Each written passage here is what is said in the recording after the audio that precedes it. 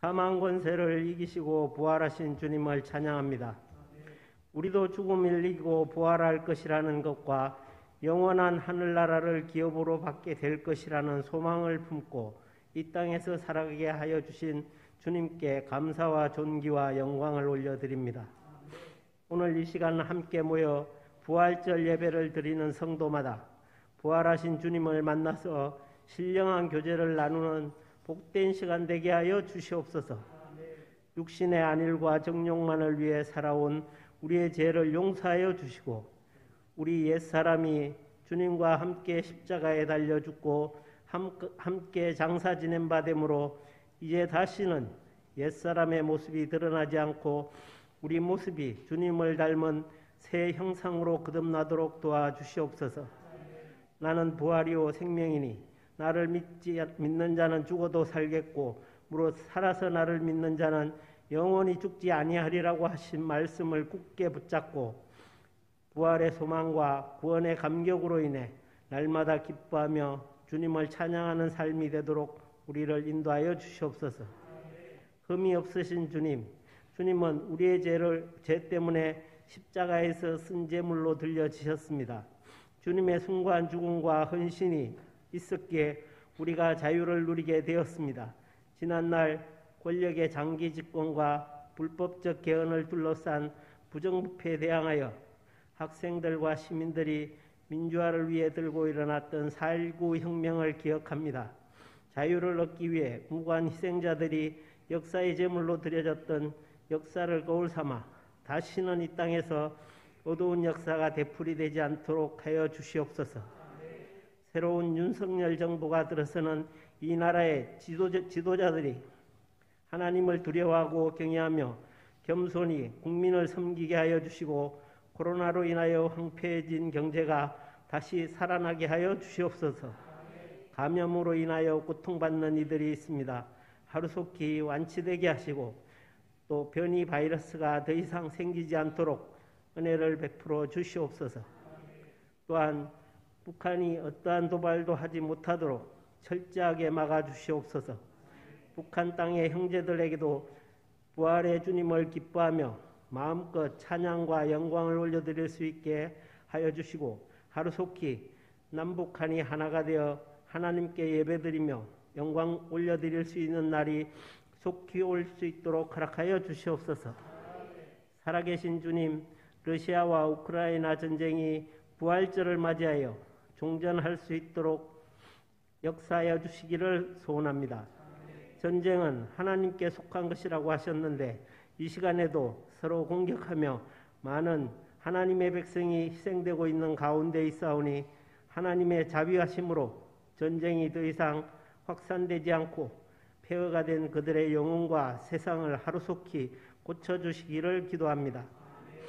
자비로우신 주님, 주님의 부활터 위에 세우신 교회가 부활하신 주님의 권능을 온 세상에 전가할 수 있도록 함께 하여 주시옵소서.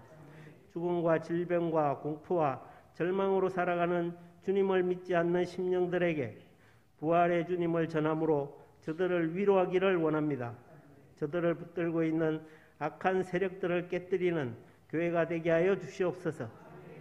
저들이 교회 마당을 밟을 때마다 부활의 주님을 만나 뵙고 새로운 소망과 용기를 얻고 돌아가게 하옵소서.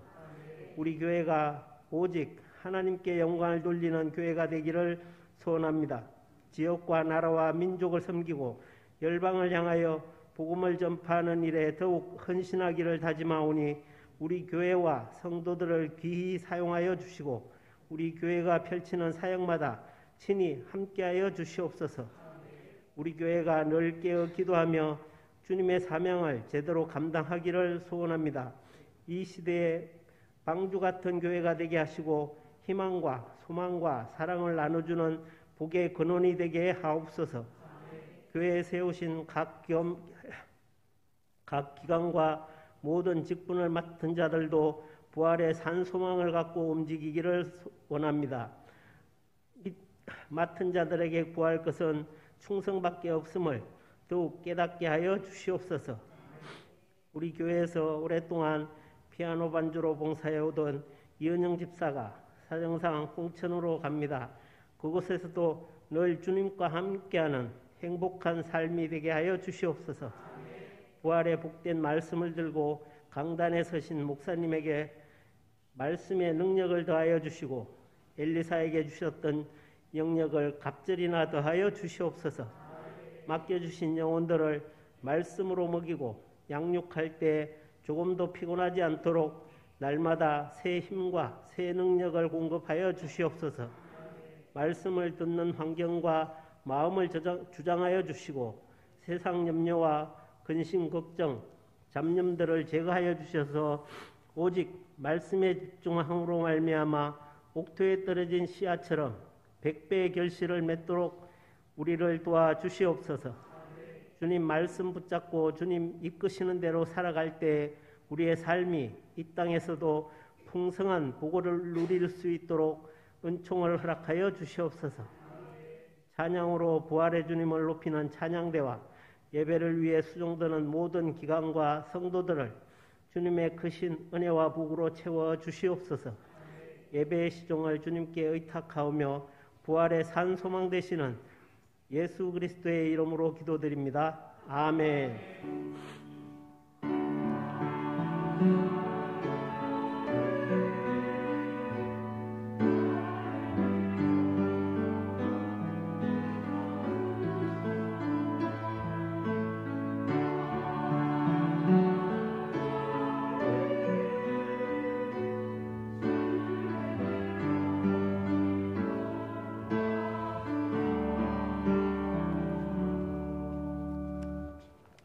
이 시간 우리에게 주시는 하나님의 말씀 신약 성경 사도행전 10장 34절에서 43절의 말씀입니다.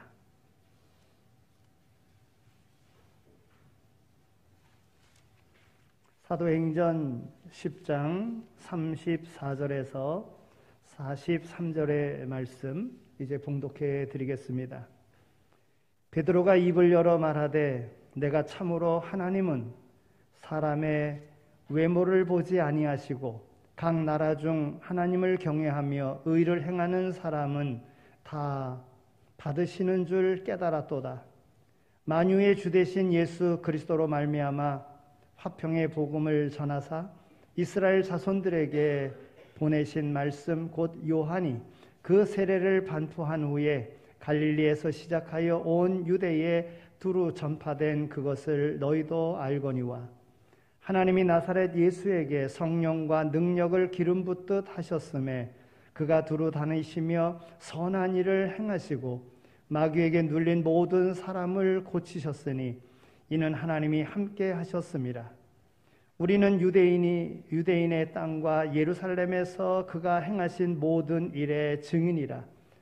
그들이 나무에 달아 죽였으나 하나님이 사흘 만에 다시 살리사 나타내시되 모든 백성에게 하신 것이 아니요 오직 미리 택하신 증인 곧 죽은 자 가운데서 부활하신 후 그를 모시고 음식을 먹은 우리에게 하신 것이라. 우리에게 명하사 백성에게 전도하되 하나님이 살아있는 자와 죽은 자의 재판장으로 정하신 자가 곧 이 사람인 것을 증언하게 하셨고 그에 대하여 모든 선지자도 증언하되 그를 믿는 사람들이 다 그의 이름을 힘입어 죄 사함을 받는다 하였느니라. 아멘. 이는 하나님의 말씀입니다. 우리 기독교를 이야기할 때 기독교를 사랑의 종교다, 또 감사의 종교다, 이렇게 많이 또 십자가의 종교다 이야기하는데 가장 확실한 것은 우리 기독교는 부활의 종교입니다. 다른 종교의 창시자들은 다 무덤이 있습니다. 그런데 예수님의 무덤은 빈 무덤입니다. 왜냐하면 부활하셨기 때문에 그렇습니다. 오늘 이 부활주일에 예수님의 부활을 믿으며 또 우리에게도 부활하여 영원한 하나님의 나라가 있음을 믿고 이 부활주일 하나님 전에 나와서 우리의 신앙의 고백을 하며 하나님 앞에 예배드리는 여러분들의 삶 속에 그동안 잠자고 있었던 모든 신앙이 다시 부활하여 하나님 앞에 영광되어지는 그런 기쁨의 삶을 살아갈 수 있는 모두가 다 되시기를 축원합니다. 오늘 말씀은 부활을 경험한 베드로가 설교한 설교의 세 번째 설교입니다. 첫 번째 설교는 오순절 마가 다락방의 성령의 역사하심을 체험한 다음에 나가서 복음을 전했었던 것, 사도행전 2장에 나오는 말씀인데 그것이 베드로의 첫 번째 설교고, 두 번째 설교는 기도 시간에 미문에 앉아 있었던 안준방이를 고치고 그 사건 이후에 사람들이 그 놀라운 사건으로 궁금해하고 있을 때에 그들을 향하여 복음을 전했던 사도행전 3장에 나오는 베드로의 안전병이 일으킨 사건 이후에 했었던 설교가 두 번째 설교입니다. 이 첫 번째, 두 번째 설교는 유대인들을 향한 그런 설교였습니다. 그리고 오늘 본문의 세 번째 설교는 백부장 고넬료라고 하는 사람이 기도 중에 환상을 보고, 또 베드로가 요바에 있을 때에 그가 환상을 보고 서로 만나게 되는 사건, 그리고 베드로가 고넬료 집에 가서 거기 모여있는 모든 이들에게 설교함으로 거기 성령이 임하는 역사가 일어났었던 그 사건을 배경으로 세 번째 설교, 이게 오늘 본문의 말씀입니다. 베드로가 이와 같이 설교를 했을 때에 이 설교에는 하나님께서 이런 만남을 조성하셨습니다.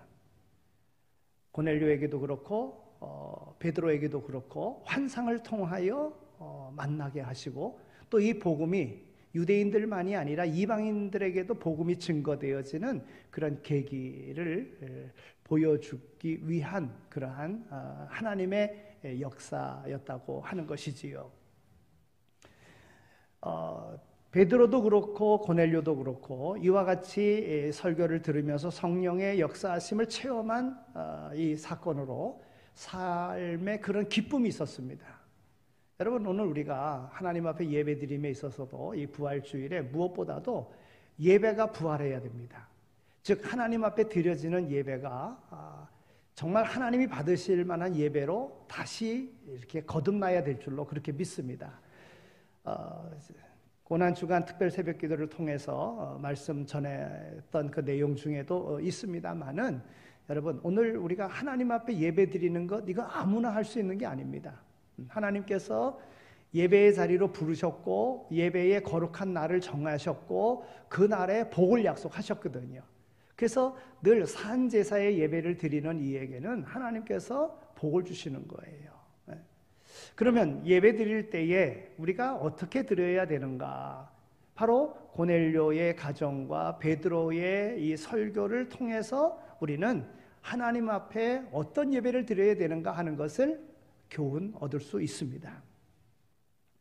여러분, 사람들의 이 삶 속에선 무엇보다도 중요한 것이 이 관계입니다. 관계. 이 관계를 통해서 기분이 좋기도 하고 이 관계를 통해서 기분이 나쁘기도 합니다.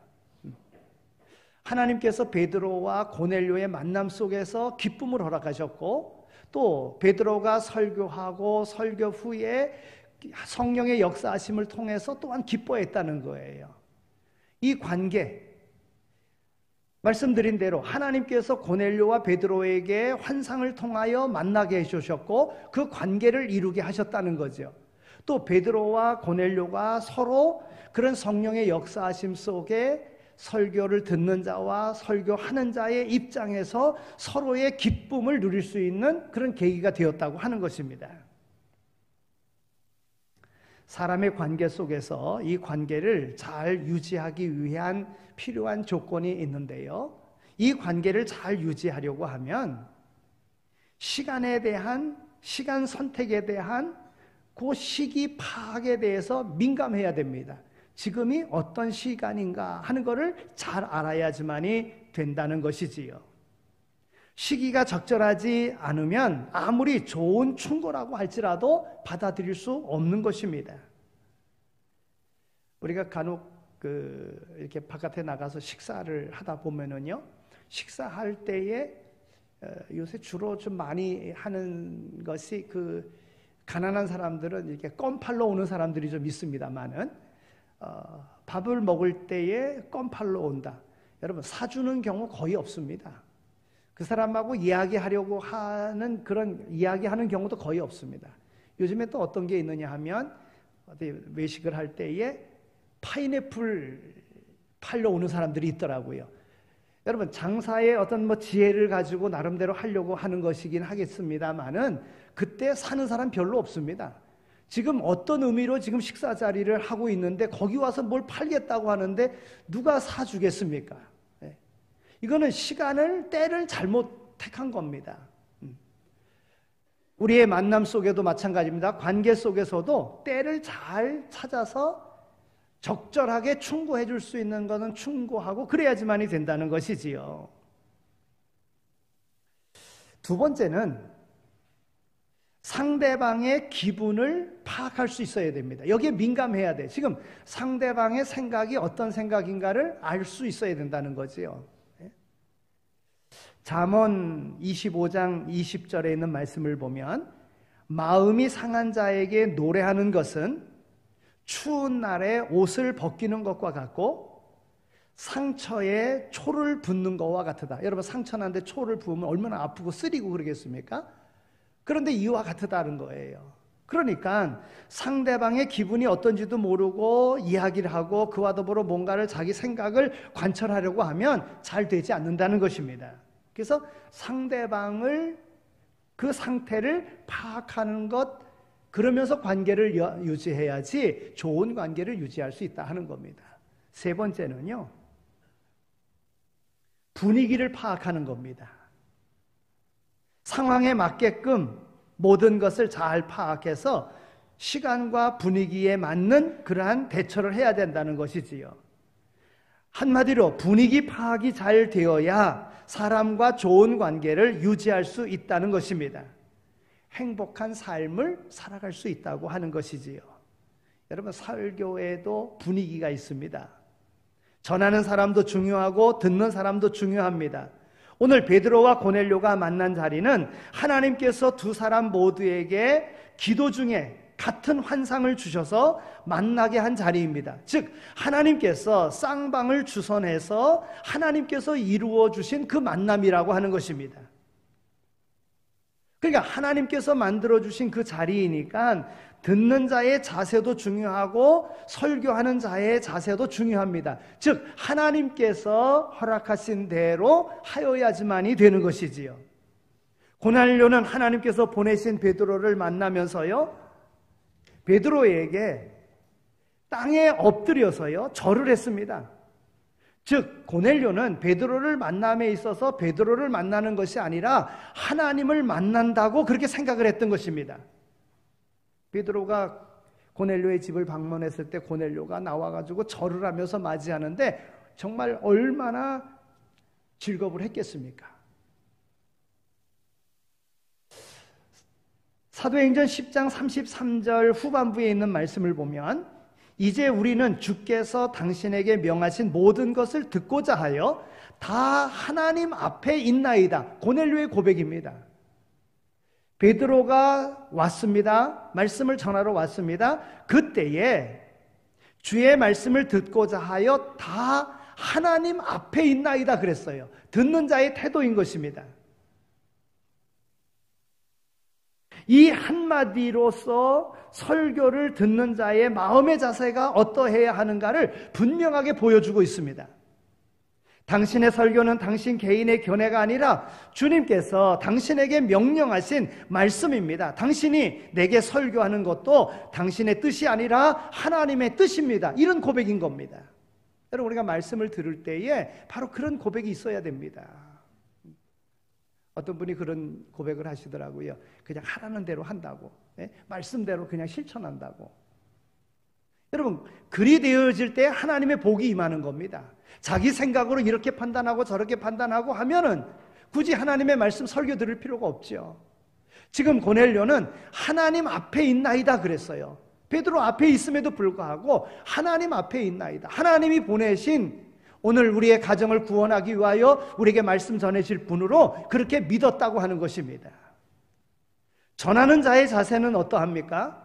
베드로는 고넬료에게 설교하기 전에 먼저 은혜를 받았습니다. 오늘 34절에 있는 말씀을 보면 내가 참으로 하나님은 사람의 외모를 보지 아니하시고 각 나라 중 하나님을 경외하며 의를 행하는 사람은 다 받으시는 줄을 내가 깨달았도다. 여러분, 유대인의 입장에서 당시 이방인들과 대화한다는 것, 이방인의 집에 들어간다는 것 용납될 수 없는 그런 일이었습니다. 그런데 고넬료가 청하여 고넬료 집에 갔을 때 베드로는 유대인으로서 이방인의 집에 들어간 것 아니겠습니까? 그때 들어가면서 베드로의 그 마음은 어떤 마음이었느냐 하면 하나님은 사람을 외모로 취하지 아니하신다는 거예요. 외모로 취하지 아니하신다. 설교자가 고넬료를 보고 먼저 은혜가 되었던 것입니다. 설교자 마음에 은혜가 있어야지만이 되는 거예요. 설교자 마음에 분노와 원한이나 괴로움 이런 것들이 있으면 설교가 제대로 되지 않습니다. 베드로는 고넬료를 보면서 하나님은 외모를 취하지 않는다. 이방인이라 하더라도 하나님은 구원하시기를 원한다. 하나님의 섭리와 사랑을 깨달았습니다. 그래서 은혜 받을 만한 자인 걸 알고 그들에게 하나님의 말씀을 전했던 것입니다. 이처럼 설교에는 듣는 자와 전하는 자 모두에게 꼭 있어야 할 것이 있습니다. 하나님께서 목사를 통해서 오늘 우리에게 명령하시는구나. 하나님 앞에서 말씀을 듣자. 여러분, 이런 마음으로 들어야 그의 삶 속에 은혜가 된다는 것입니다. 전하는 자도 성도들을 사랑하시는 하나님의 섭리와 사랑을 확신하면서 은혜를 마음에 담고 전해야 그 말씀이 바르게 전달될 수 있는 것입니다. 그러면 베드로가 고넬료의 집에 들어가서 이방인인 고넬료의 가정에 있는 모든 사람들에게 무엇을 전했습니까? 한마디로 만유의 주 되신 예수 그리스도, 바로 예수 그리스도에 대해서 전했습니다. 즉 예수님은 어떠한 분이신가? 예수님은 화평케 하시는 분이라는 겁니다. 오늘 36절에 있는 말씀을 보면 만유의 주 되신 예수 그리스도로 말미암아 화평의 복음을 전하사 그랬습니다. 베드로는 예수님의 그러한 전한 복음의 핵심은 화평이라고 보고 그 화평을 그 가정에 전했던 것입니다. 과거 하나님과 인간의 그런 관계 속에서 하나님은 심판의 하나님이시고 또한 인간들은 죄인이었는데 화평할 수 없는, 화해할 수 없는 이런 관계 속에 있었지만 예수님께서 하나님과 인간 사이에 죄의 문제를 해결해 주심으로 화해를 이루셨다고 하는 겁니다. 바로 예수님을 통해서 그와 같은 것이 이루어졌다. 화평의 복음을 전했습니다. 여러분, 이스라엘과 이방인 따지지 않고, 계급 따지지 않고, 그들의 신분 따지지 않고 하나님과 인간 사이에 화평이 이루어진 것과 같이 이방인과 유대인 간의 이런 모든 관계 속에도 하나님은 화평을 이루시기 원한다는 마음으로 복음을 전했다고 하는 겁니다. 여러분, 예수님께서 제자들을 훈련시키신 다음에 제자들을 둘씩 짝지어서 보내시면서 예수님께서 뭐라고 말씀하십니까? 가는 곳마다 평안을 빌어주라, 이렇게 말씀하셨어요. 또 예수님께서 부활하신 다음에 제자들에게 나타나셔서 하신 첫 마디가 무엇입니까? 평안이 너희와 함께 있을지어다 그랬어요. 예수님께서 오늘 우리에게 주신 것은 평안입니다. 평안.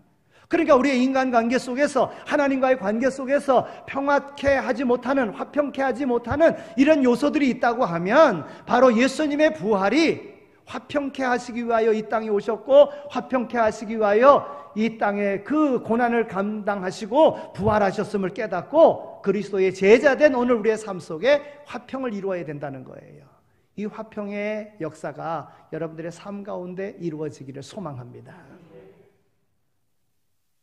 두 번째로 전한 것은요, 능력의 복음입니다. 오늘 38절에 있는 말씀을 보면 하나님이 나사렛 예수에게 성령과 능력을 기름 붓듯 하셨음에 그가 두루 다니시며 선한 일을 행하시고 마귀에게 눌린 모든 사람을 고치셨으니 이는 하나님이 함께 하셨음이라. 아멘. 여러분, 하나님께서 예수님과 함께 하심으로 일어난 갖가지 기적을 말씀하고 있습니다. 예수님의 사역은 성령과 그 능력이 충만한 사역이었습니다. 병든 자를 고치셨습니다. 귀신 들린 자의 그 귀신을 내쫓으셨습니다. 보리떡 5개와 물고기 2마리로 5,000명을 먹이셨습니다. 그리고도 12광줄이나 남았습니다. 심지어는 죽은 자도 살리셨습니다. 모든 착한 일은 하나님께서 함께 하셨기 때문이라고 말씀하고 있습니다. 여러분, 베드로도 처음엔 어떤 사람이었습니까? 예수님의 잡혀가심에 자신도 잡혀갈까봐, 자신의 신분이 드러날까봐 어린 여종 앞에서 나는 예수님을 모른다고 부인했었던 그런 베드로 아닙니까? 예수님 십자가에 죽으시고 그 다음에는 도망가서 숨어서 문을 걸어 잠그고 있었던 그런 베드로 아닙니까? 그런 베드로가 예수님의 부활을 경험한 다음에는 이와 같이 유대인들을 향하여 이방인들을 향하여 복음을 전하는 설교자가 되었다고 하는 거예요. 그 설교는 바로 능력의 설교였다는 거예요. 하나님은 이 능력을 오늘 우리들에게도 허락하십니다. 왜 능력 없이, 왜 의기소침해서 세상 사람들을 두려워하며 세상의 모든 환경을 두려워하며 그렇게 살아갑니까? 하나님이 내 삶에 살아계시지 않기 때문에 그렇습니다.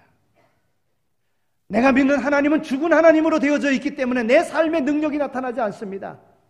하나님을 믿으시기 바랍니다. 하나님의 능력은 예수님을 통해서, 베드로를 통해서 나타나게 되어져 있는 거예요. 오늘 우리에게도 나타나게 되어져 있어요.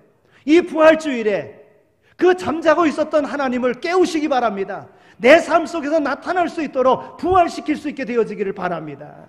베드로가 전한 설교가 바로 능력의 설교였었다고 하는 겁니다. 그러면 이 능력을 어떨 때 받습니까? 말씀을 읽거나 들을 때 받습니다.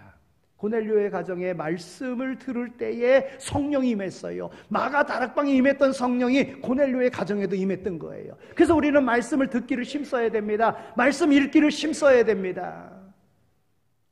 어느 때 능력을 받습니까? 기도할 때 능력을 받습니다. 쉼 없이 기도해야 됩니다. 시간을 정해서도 기도해야 되지만 무시로 늘 기도해야 됩니다. 기도하면 성령이 임하고 기도하면 구하는 모든 것들이 이루어지는 것입니다. 이와 같은 삶이 오늘 우리의 삶 속에서 다시 부활되어지기를 소망합니다. 베드로가 전한 설교는 구속의 복음의 설교였습니다. 오늘 39절에 있는 말씀을 보면 우리는 유대인들의 땅과 예루살렘에서 그가 행하신 모든 일의 증인이라. 그들이 나무에 달아 죽였으나. 여러분, 예수님을 십자가에 죽였습니다. 여러분, 왜 죽으셨습니까? 우리의 모든 죄를 대신 담당하시기 위해서 죽으셨던 것입니다. 여러분, 이것은 바로 복음의 핵심입니다. 나를 대신하여, 예수님께서는 죄가 없으시지만 내 죄를 대신하시기 위하여 죽었다고 하는, 그래서 새 생명을 얻게 되었고 영원한 하나님의 나라를 갈 수 있게 되었다고 하는 하나님과 단절된 관계가 예수를 믿음으로 예수님을 통해서 하나님과 하나 되어지는, 하나님의 양자 되어지는 이러한 특권을 받았다고 하는 이 구속의 복음을 바로 베드로가 전한 것입니다. 베드로가 전한 설교는요, 부활의 소식이었습니다. 오늘 40절에 있는 말씀을 보면 하나님이 사흘 만에 다시 살리사 나타내시되 모든 백성에게 하신 것이 아니요 오직 미리 택하신 증인 곧 죽은 자 가운데서 부활하신 후 그를 모시고 음식을 먹은 우리에게 하신 것이라 그랬어요. 여러분, 베드로는 분명히 선언합니다. 예수님은 부활하셨다고요. 누가 살리셨습니까? 하나님께서 살리셨습니다. 십자가와 부활을 제대로 이해한다는 것은 결코 쉬운 일은 아닙니다. 그러나 기독교의 제일 기초이며 중심은 바로 십자가와 부활이라고 하는 것입니다. 근데 많은 사람들이요, 십자가는 외면한 채 부활만 생각합니다. 고난은 생각하지 아니하고 영광만 생각합니다. 그러나 십자가와 부활은 같이 가는 것입니다. 고난이 없으면 영광도 없습니다. 오늘 우리 믿는 이들은 다 압니다. 심은 대로 거두는 것이고 오늘 우리가 이유 없이 당하는 고난 가운데는 하나님이 주시고자 하시는 상급이 있어 우리를 연단하는 것이라고 우리는 그렇게 믿습니다. 그래서 어떤 역경이 온다고 할지라도 이길 수 있는 것입니다. 부활의 복음입니다. 부활의 복음. 하나님이 우리를 부르신 이유는 오늘 우리를 괴롭게 하시려고, 우리를 힘들게 하려고 우리를 부르신 것이 아닙니다. 오늘 우리에게 복 주시기 위해서 우리를 부르셨어요. 영원한 복, 하나님의 나라, 변치 아니하는 그 하나님의 기업을 이을 자로 오늘 우리를 택하여 불러주신 것입니다. 여러분, 예수님의 공생의 기간 등을 보십시오. 예수님께서는 내가 곧 부활이요 생명이니 나를 믿는 자는 죽어도 살겠고 살아서 나를 믿는 자는 영원히 죽지 아니할 것이다. 내가 이것을 믿느냐 하고 물으십니다. 여러분, 오늘 우리에게 물으시는 거예요. 여러분, 오늘 우리에게 부활의 신앙이 분명 있어야 될 줄로 믿습니다. 어떤 노인이 세상을 떠나면서요, 가족들에게 작별 인사를 합니다. 믿는 이들에게 인사를 합니다. 이제 우리 천국에서 다시 만나자, 이렇게 이야기합니다. 그런데 믿지 아니하는 아들에게는요, 잘 있어라, 그리고 운명하셨다는 거예요. 여러분, 믿지 않는 아들은, 믿지 않는 자녀는 천국이 없습니다. 영생이 없습니다. 지옥에 갑니다. 그러니 너 잘 있어라, 이렇게 인사할 수밖에 없죠. 그러나 믿는 자녀들에게는 우리 다시 보자, 이렇게 인사하는 거예요. 우미 돋는 새 풀처럼 우리가 살면서 언젠가는 마지막 때가 온다고 하는 것을 우리가 기억하면서 영원한 하나님의 나라가 있음을 우리가 기억하면서 부활의 신앙으로 살아가야지만이 되는 거예요. 열심히 믿고 열심히 살아야 됩니다. 바로 기독교는 부활의 종교입니다. 바로 우리 신앙은 바로 부활의 신앙인 것입니다. 부활이 있는데 부활 후에 심판이 있다는 사실을 기억하고 믿음의 생활해야 됩니다. 주님의 심판대 앞에 서게 될 것이에요. 믿는 사람은 누구나 다 천국에 가지만 믿지 않는 사람은 지옥에 간다는 거예요. 이 영생의 부활의 이 삶으로 당당하게 살아갈 수 있는 모두가 다 되시기를 축원합니다. 베드로의 설교 가운데 또 우리가 얻을 수 있는 교훈은 용서의 복음을 전했다는 것입니다. 43절에 있는 말씀을 보면 그에 대하여 모든 선지자도 증언하되 그를 믿는 사람들이 다 그의 이름을 힘입어 죄 사함을 받는다 하였느니라 그랬습니다. 우리가 만일 지은 죄로 형벌을 받는다면 모두 다 감옥에 가고 평생 감옥에 살 수밖에 없을 것입니다. 우리가 성자같이 지금 앉아 있지만 지은 죄 생각하면 떳떳할 사람 하나도 없습니다. 믿기만 하면 근데 용서받을 수 있습니다. 동이서에서 먼 것과 같이 바다 깊은 곳에 우리의 죄를 던져버리시겠다고 말씀하십니다. 햇빛이 나면 안개가 사라진 것과 같이 우리의 모든 죄를 사하여 주시겠다고 말씀합니다. 어찌할 때 회개하면 말입니다. 하나님은 그렇게 용서의 하나님이신 것입니다. 하나님의 사랑을 탕자의 비유를 통해서 우리에게 말씀해 주잖아요. 그 탕자는 아버지가 모은 재산, 자기가 모은 것도 아닌데 힘써 모은 것도 아닌데 내 목 달라고 미리 받아가지고 가서는 다 탕진한 아들 아니겠습니까? 아버지 집에 다시 돌아올래야 돌아올 수 없는 그런 사람입니다. 그런데도 불구하고 세상에서 도저히 살 수 없으니까 그래도 아버지 집에 머슴도 줄이지는 아니하는데 하고 그래도 아버지 집으로 오지 않습니까? 그러면 아버지 집에서는 종같이 부려야 될 것이 마땅한데도 불구하고 그 아들을 목욕시키고 금가락지를 끼우고 새 옷을 입히고 잔치를 베풀어 주지 않습니까? 이것은 바로 모두를 용서하시는 하나님의 사랑을 보여주는 거예요. 우리가 믿기만 하면 용서받습니다. 돌아오기만 하면 묻지도 않고 책망하지도 않으시고 다 받으십니다. 이런 사랑의 하나님이신 것을 믿으십니까? 하나님은 오늘 우리가 어떠하든지 간에 믿기만 하면 돌아오기만 하면 다 받아주시는 하나님이신 거예요. 지금 베드로가 전한 설교는 이런 내용입니다. 화평의 복음을 전했습니다. 능력의 복음을 전했습니다. 구속의 복음을 전했습니다. 부활의 복음을 전했습니다. 용서의 복음을 전했습니다. 우리가 받은 은혜가 바로 이와 같은 은혜인 것입니다. 그러면 우리는 어찌 해야 됩니까? 이런 은혜를 받았습니다. 나만 믿으면 됩니까? 나만 믿어서 구원받았다고 가만히 있으면 됩니까? 아닙니다.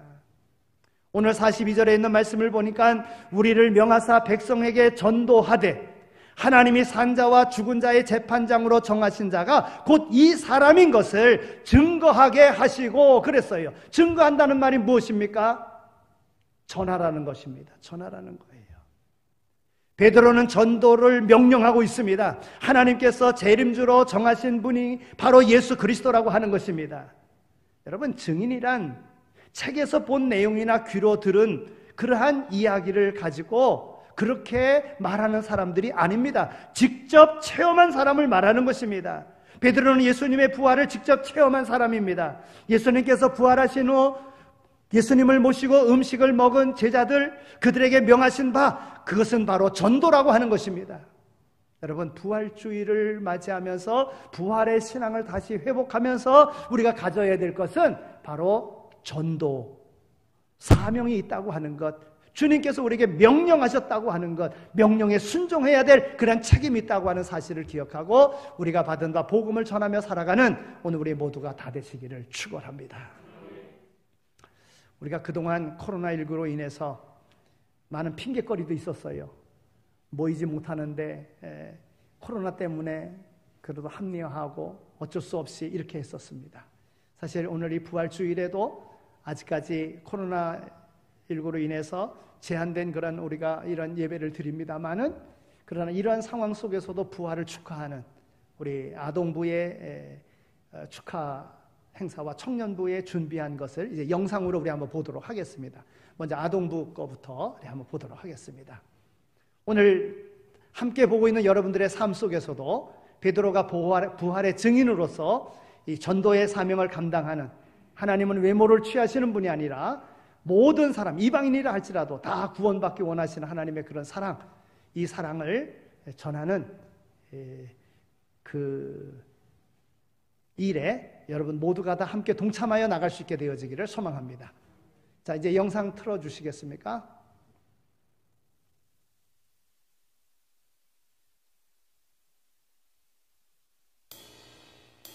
조양호 집사 지지입니다.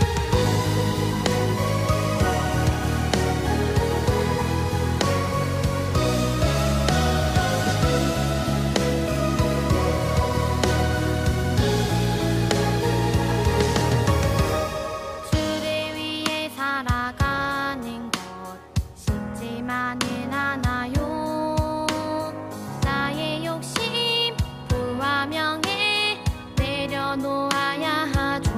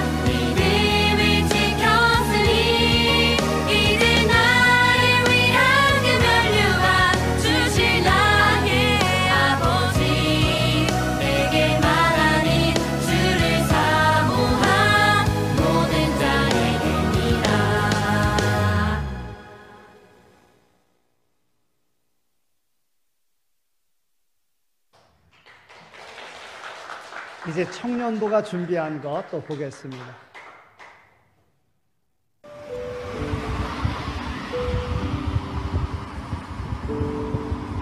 퇴근길에 촬영한 겁니다. 쉬는 시간을 뚫고 땅 가운데 오셨네. 우리 없는 하늘에 우리 삶에 오셨네. 자신의 편안 버리고 우리에게 평안 주셨네. 가장 낮은 자의 모습으로 우리 삶에 오셨네.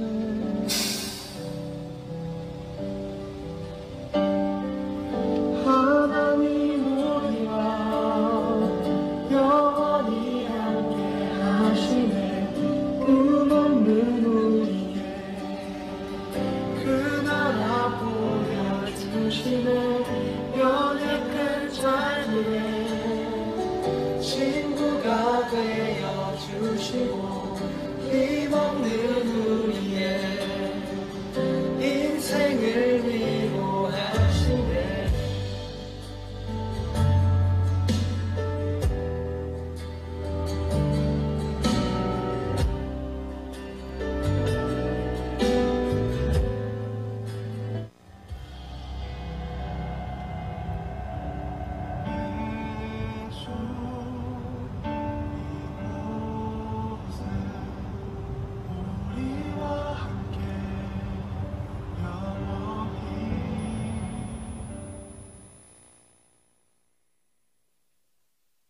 안녕하세요. 제가 이번 부활절 기념해서 부를 찬양은 항해자라는 찬양입니다. 앞으로 어떻게 살아가야 될지 고민이 많을 때, 그리고 잘못된 삶을 살아온 나를 회개해야 하는 시간 가질 때 많이 부른 곡입니다. 부활절을 기념해서 예수님의 사랑을 다시 한번 생각하는 시간 가졌으면 좋겠고, 대단한 실력은 아니지만 은혜 받는 시간 되기를 원합니다.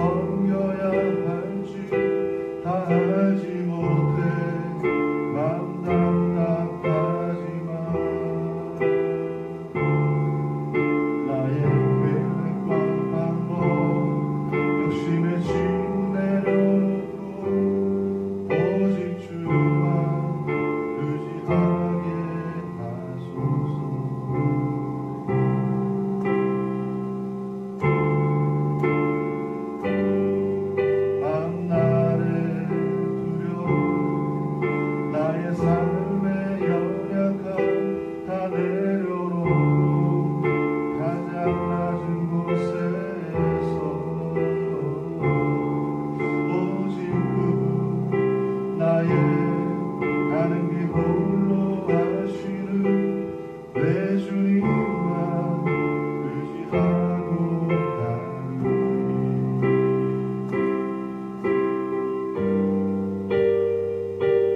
오직 그분 나의 가는 길 홀로 하시는 그분만 의지하리 변함없는 신실하신 그 뜻대로 이루시리라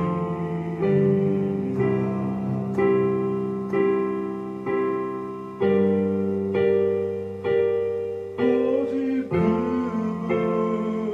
나의 가는 길 홀로 하시는 그분만 의지하리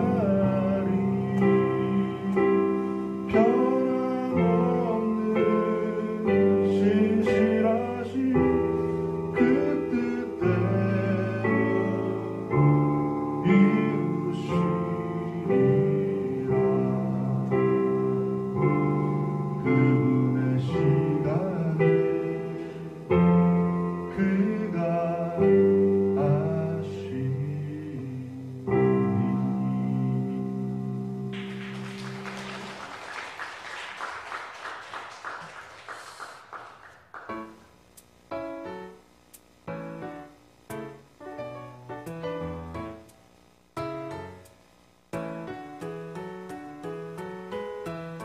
하나님의 계획을 그대 생각 속에 가두지 마오.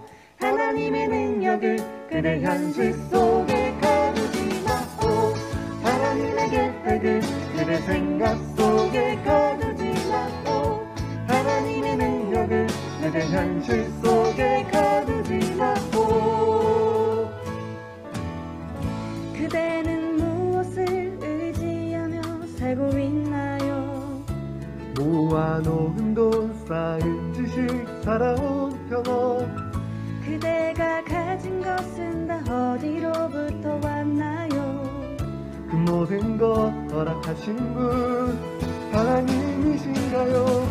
하나님의 계획을 그대 생각 속에 가두지 마오. 하나님의 능력을 그대 현실 속에 가두지 마오. 하나님의 계획을 그대 생각 속에 가두지 마오. 하나님의 능력을 그대 현실 속에 가두지 마오. 쉽게 낙심하는 우리 믿음은 어디 있나요? 하나님의 능력을 진정 믿고 있나요? 쉽게 불평하는 우리 믿음은 어디 있나요? 하나님의 사랑을 참을지 않아요. 하나님의 계획을 그대 생각 속에 가두지 마오. 하나님의 능력을 그대 현실 속에 가두지 마오. 하나님의 계획을 그대 생각 속에 가두지 마오. 하나님의 능력을 그대 현실 속에 가두지 마오.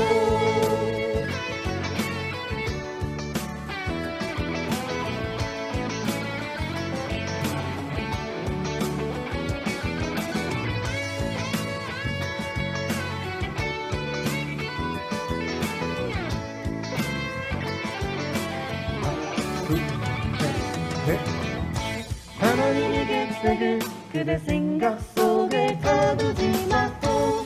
하나님의 능력을 그대 현실 속에 가두지 마오.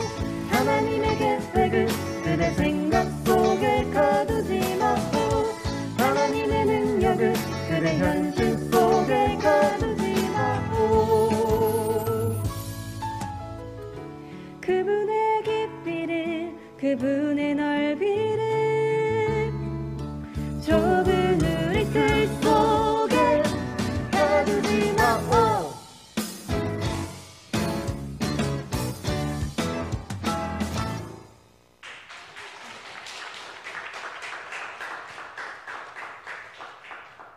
마지막 찬양은 이 건물 옥상에서 한 거고요. 전도사님이 찬양한 데는 청년부실이고요. 또 창원 청년이 그 반주했던 것은 그 집 거실입니다. 원래는 좀 지저분한데 찬양을 위해서 깨끗하게 청소하고 그리고 이렇게 영상을 촬영했어요. 그리고서는 편집을 다 한 다음에 저한테 묻더라고요. 직장 취직하고 그리고 또 배달도 하고 그러면서 열심히 살아가고 또 보면은 굉장히 기쁘게 활기차게 살아가잖아요. 근데 그 영상을 다 한 다음에 저한테 아빠 저 지금 바닥이에요 이러더라고요. 바닥 같은 인생을 살아가는데 지금 바닥이에요 이러더라고요. 그래서 이걸 어떻게 벗어날 수 있어요 이러더라고요. 그래서 제가 답을 못 줬어요. 그리고 제가 설교 준비한 거를 이렇게 놓고 가만히 이렇게 생각하면서 오늘 설교가 답이 되겠다 이제 이런 생각을 했죠.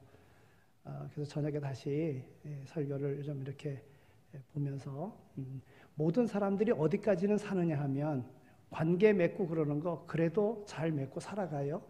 또 우리가 그 복음에 받은 바 능력대로 우리가 나름대로 살아갑니다. 근데 그 능력이 나타나지 않는 것 그것은 그 바닥을 벗어나는 길이 있는데 그거는 전도하지 않아서 그래요. 이제 전도하면 됩니다. 전도하면 바닥에서 일어날 수 있어요. 내가 열심히 살아갑니다. 열심히 살아가고 열심히 뭐 할 수 있어요? 그런데 그것을 뛰어넘는 거는 전도하면 그 능력이 다 내게서 나타납니다. 바닥에서 올라올 수 있어요. 전도의 자리로 갈 수 있게 되어지길 바랍니다. 누구도 바닥 아닌 사람 없어요. 누구도 어려움 없는 사람 없어요. 그런데 받은 바 은혜를 전도하는 자리로 나가면 그 능력들이 나타나는 거예요. 네. 우리는 증인이라 그랬습니다. 너희는 증인이 되라 명령하셨어요. 네. 그 일을 위해서 우리가 살아가면 인생의 모든 목표 있고 다 세상적인 목표잖아요. 그러나 하나님의 나라를 위한 영혼 구원을 위한 자리로 나가면 그것이 오늘 우리의 그런 승리의 삶의 자리로 가는 지름길인 줄로 믿습니다. 이제는 우리 주 예수 그리스도의 은혜와 하나님 아버지의 극진하신 사랑하심과 성령님의 위로하시고 교통하심이 우리를 부르셔서 증인되게 하시고 우리의 삶의 현장에서 생명과 복의 통로가 되게 하셨음에 그 맡겨진 사명 잘 감당할 것을 마음에 다짐하며 세상으로 나아가는 이 자리에 참여한 모든 이들 가운데 이제로 영원히 함께 하시길 간절히 축원하옵나이다. 아멘.